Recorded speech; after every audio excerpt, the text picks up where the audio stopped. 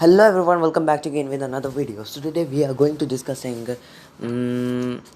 rest of the parts of review Python. So it is a part 2 of review Python, and as I can told in previous video that uh, I will talk about the variables, data types in Python, and the working modes of Python.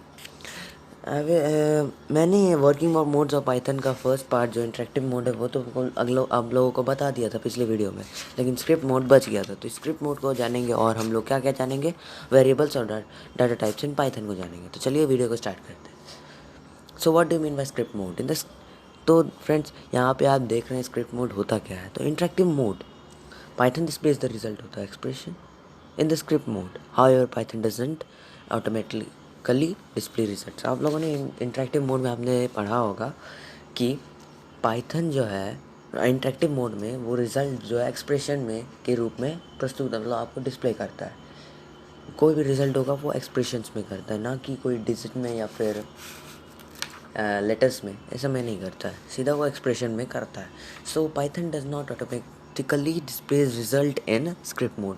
सो वो script mode में भी करता है, लेकिन वो आसानी से यानी ऑटोमेटिकली नहीं आता है। क्यों? You use an interactive mode when you write small programs because the output in the interactive mode is compressed between the statements and it is not suitable for writing lengthy programs. So to write the lengthy programs, you use script mode in which you can create and edit programs. The files created in script mode can save us for later use. So writing a program in script mode, to write a program in a script mode, follow these steps. So आप लोगों को अगर programme लिखना है script mode में तो आप लोगों को क्या करना होगा, ये सब स्टेप्स देखिए आप आसानी से लिख सकते हैं। So first step is click on the file, the new file option, then a file opens or write the program and save your file by selecting the file then save option. The files in Python are saved with the extension .py.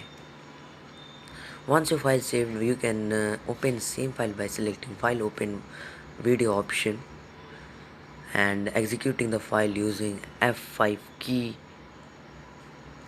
or click on run then run module option. Then आप लोगों का क्या दिखेगा friends, यहाँ पे आप लोगों को देख सकते हैं ये जो रिजल्ट दिखाई देगा आपके स्क्रीन पे। Python is a high level language 2010 falls, ऐसे ऐसे आपको दिखेगा स्क्रीन। तो चलिए आगे समझते हैं। हम लोगों ने स्क्रिप्ट मोड समझ लिया क्या है, तो हम लोग कुछ जान लेते हैं। जैसे in Python programs tab indication is use to place of curly braces used in other program languages like C, C++, and Java, which brings clarity while reading codes. तो ये एक फैक्ट था, मैंने आप लोगों को बता दिया। एक और जान लेते हैं। The complete script is written in editors such as Notepad in Windows.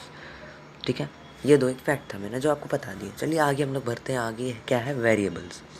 तो वेरिएबल्स क्या होता है? While creating a program in Python, you may require some storage location to hold the values to be used later. Whenever you need these values, you can draw from the storage and use them for processing. These locations that are used to store value in memory are known as variables. A variable can store only one data value at a time.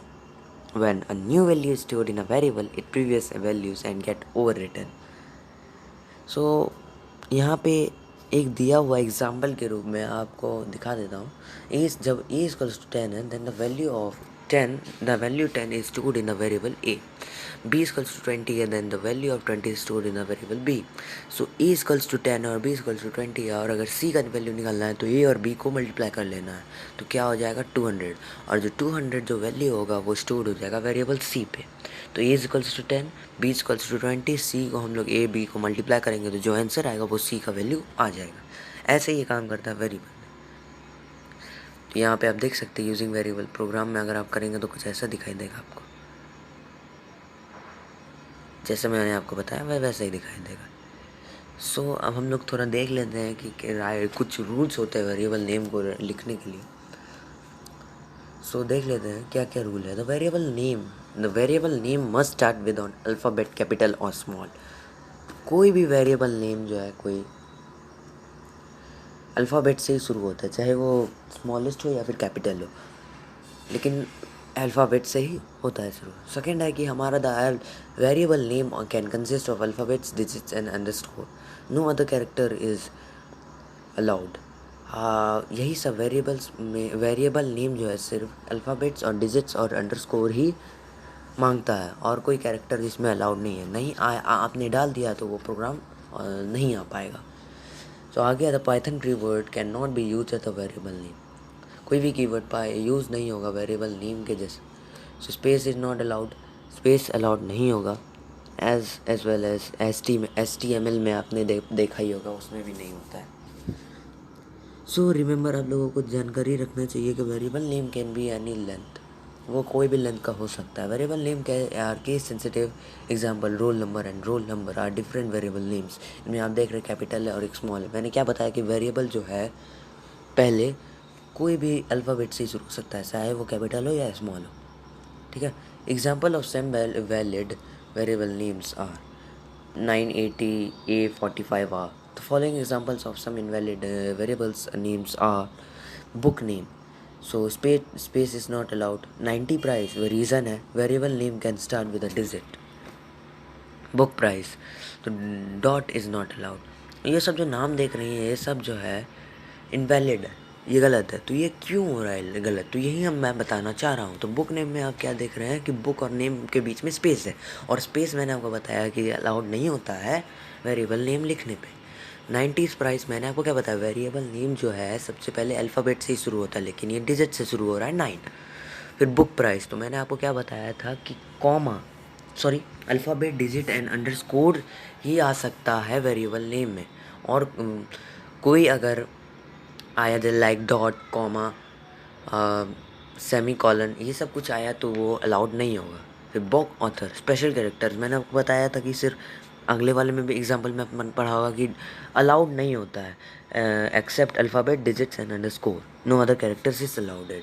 So MIN is a keyword of Python, so it can not be use as a variable name. Okay, तो आप लोग समझ गए होंगे। तो अब हम लोग बढ़ते हैं आगे डाटा टाइप्स इन पाइथन पे। So what do you mean by data types in Python? While creating a Python program, you need to work with different types of data.